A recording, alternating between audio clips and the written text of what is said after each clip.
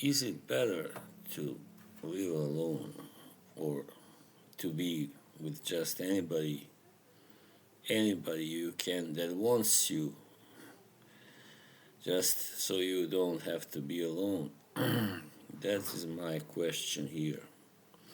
Now, yeah, many people can't handle being alone, of course, living alone, and that's why they often throw themselves into these relationships and like serious relationships, and later on they kind of regret it. They even have kids, maybe some of them, I'm sure, just like that, because that's what happens. When you are living together and you have sex like every day or night or almost every night, and yeah, sooner or later it will happen, kids. So it can all be too much. I know for people who for instance, I know this guy who got into a relationship with somebody just because he was feeling lonely, and yeah, he was living in a small town. He originally came from another country like I did. Sorry, and he was a social guy, used to hanging out, going out with his friends, and you know, and but he was forced to live in a small town in Norway, and he was just not happy. He knew a few people at work, like colleagues, but you know how the problem here is that people don't really hang out like down there where we come from. If you work with somebody, you can't just, like visit that person whenever you want, or, because I don't know why, but everybody has some kind of plans. That's one thing that I don't like here about these people. Is like they don't care. They have their own plans. They're not gonna change them for your sake, and and what those plans are, I don't know. But they have to do their own stuff, and everybody's very independent here. So it's not like in the Balkans where if you have a neighbor, sometimes it's enough just to be neighbors. So you get to hang out with them, with your neighbor, like every day, and talk to their talk to your neighbors and whatever. And school friends, school buddies, and here, they don't really, after they stop going to school together, and most people don't, retain any kind of bonds. I mean, to their school friends, they don't keep in touch, and yeah, so that's how it works here. It's kind of sad, but to them it is all right. People who are born and raised here, that's how they go, but that's how they work, put it that way. That's how they function. But anyway, here this guy was feeling lonely, and then he met somebody, a nice woman at work, and they got together.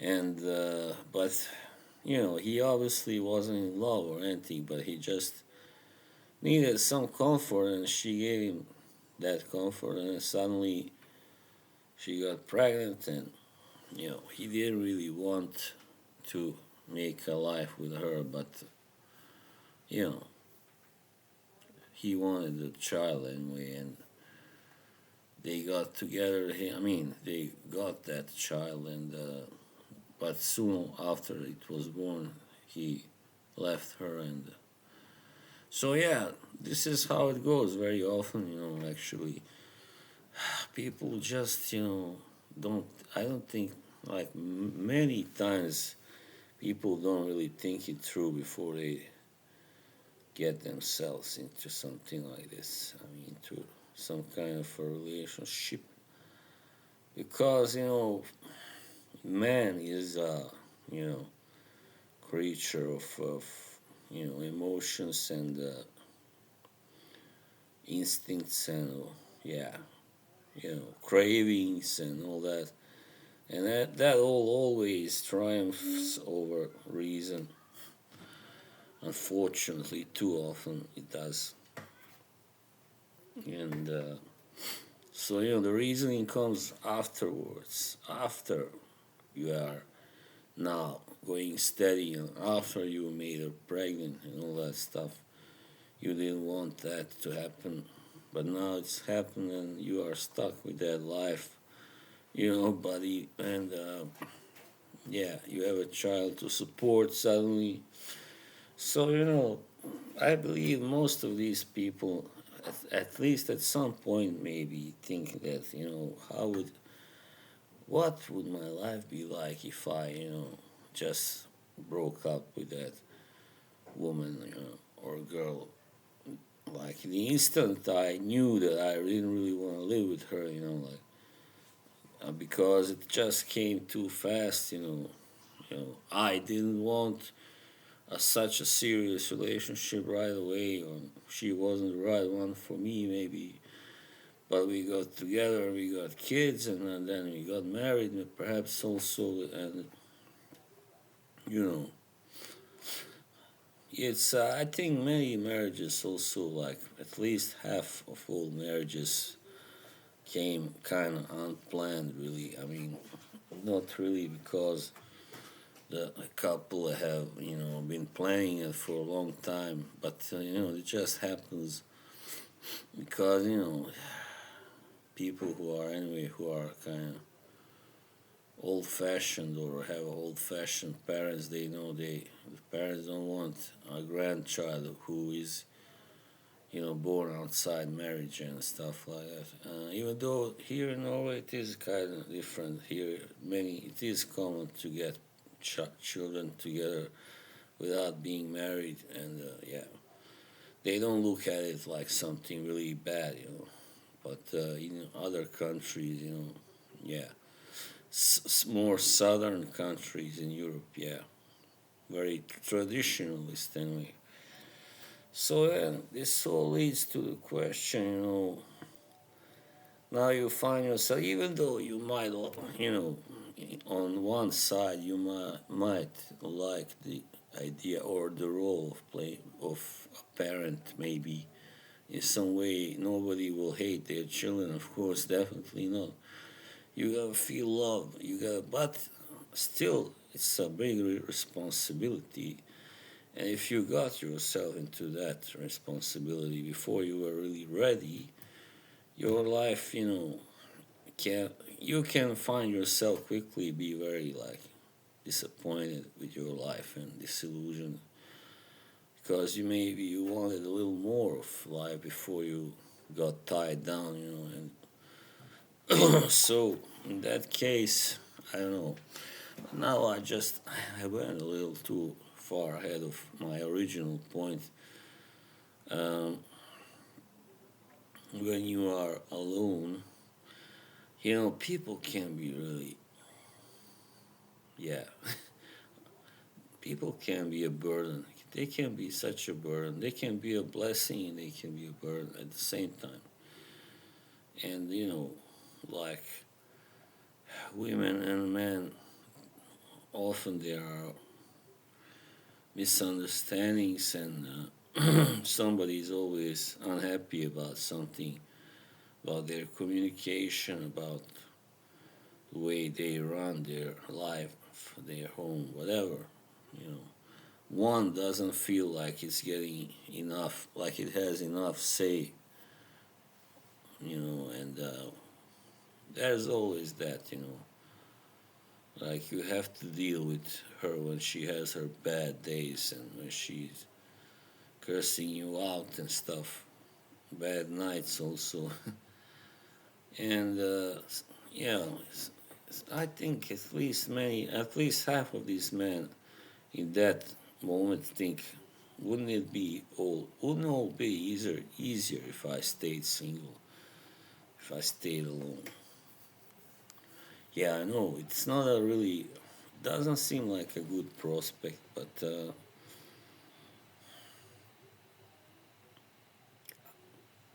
I don't know really. I don't know what to say. Seems like now, especially these, marriages and unions, it's getting, just more and more complicated, and people are more and more demanding, and yeah, not gonna blame it on just one of these genders. Both men and women have become too demanding. I already said this before, and because I think they want too much, simple as that, out of life and out of marriage and or living together simply. And when they find out life isn't really like that, it's not about just taking and enjoying and being on top. It's also about being on the bottom and giving and giving. That's the key. Giving. There isn't always enough giving involved.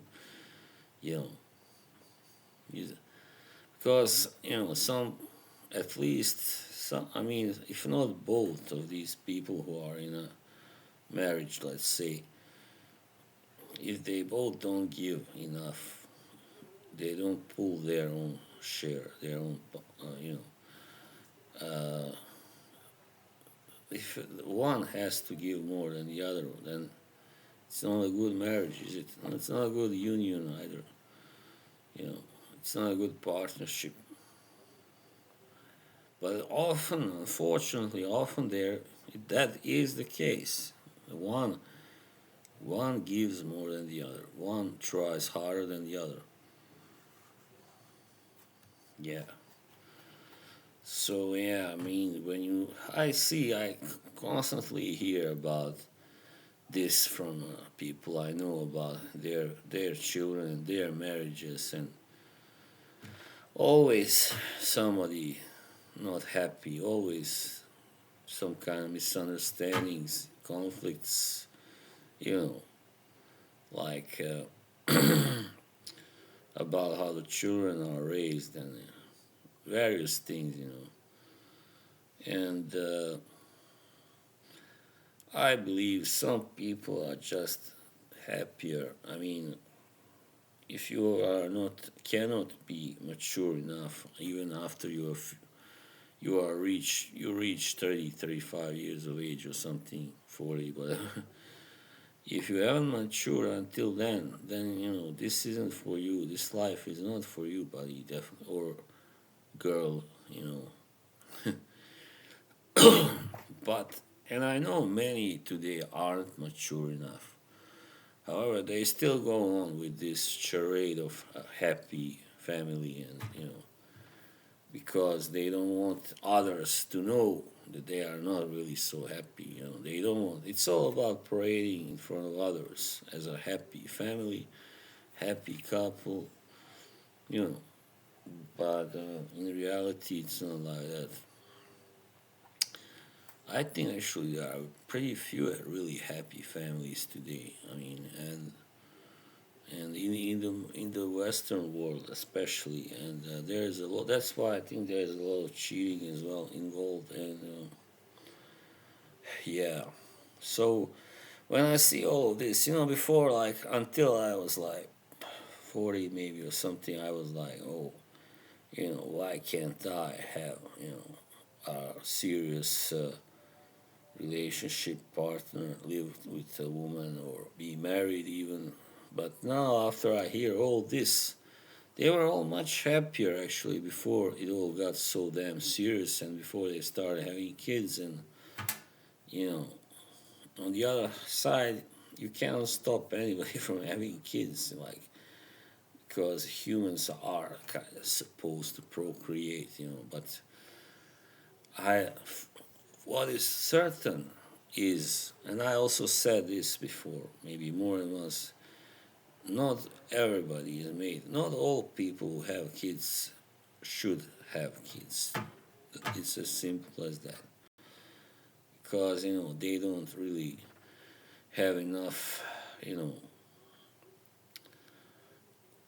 they don't have any. Maybe they have enough love, but they don't have enough dedication to raise them properly. And then those kids grow up not being raised properly. They turn into delinquents and criminals and or just shitty people who are just cutthroat businessmen, really cold, and businesswomen, really cold, and only thinking about gratification and getting their own piece of the pie, and that's how we got a pretty cold world actually. Yeah, we have.